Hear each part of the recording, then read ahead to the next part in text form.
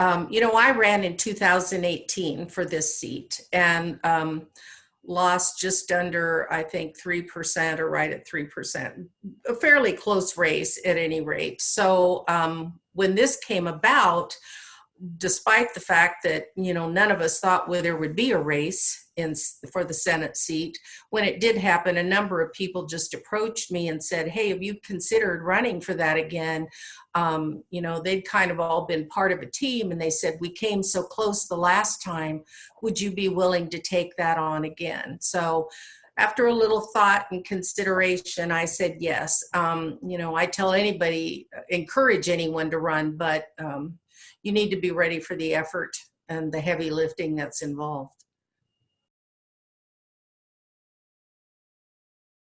I'm trying to reach people as in every way that I possibly can by mail, also reaching out to people that are strong Democrats in the area, people that we've have helped us with the campaign before. We'll do some advertising as well in various media, and then just some work on the ground, to try to locate voters and make sure they're able to vote. This is such an incredibly short period of time. People are able to request like an absentee ballot right now, but it has to be turned in by the 15th. So there's not a very big window for that. And then just making sure that we turn people out to vote. I think a big piece of this, and a piece that media is actually helping with, is a lot of people are not even aware or will not be aware that there is an election on January 26th.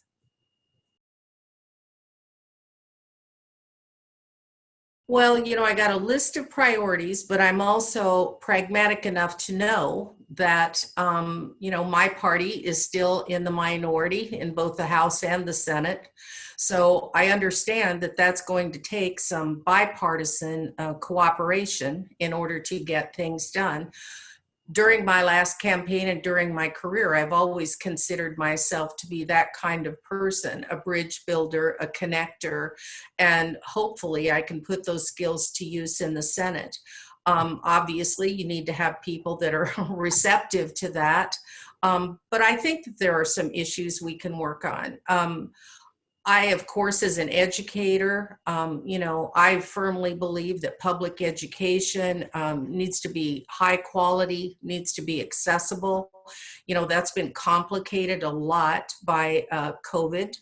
And so schools that were already underfunded now find themselves struggling, even a bit more financially with the constant changes in how they have to deliver services. I think that making sure that our statewide network of delivery of vaccine has to be pitch perfect. This virus has really taken its toll. I have family, I have friends who have died because of the COVID virus. I also have others who are now suffering the after effects, and it's been devastating. So I really, I know that the governor's been faced with a really difficult situation to handle, but I believe that, we really need to make certain that we're getting the vaccine everywhere we can, as quickly as we can, and that there's a lot of transparency in that operation as well.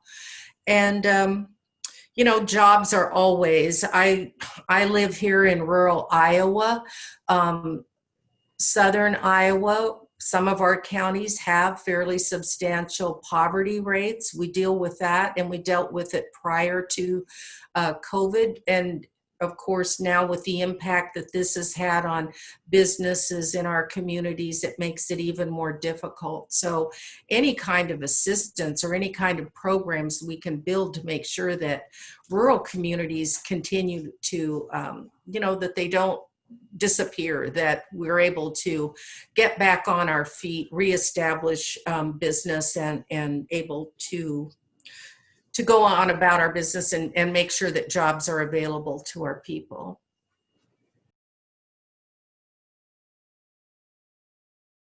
I don't know. I would hope not. You know, that is one good reason why people need to understand that every single vote counts. They need to get out and vote whenever they have that opportunity.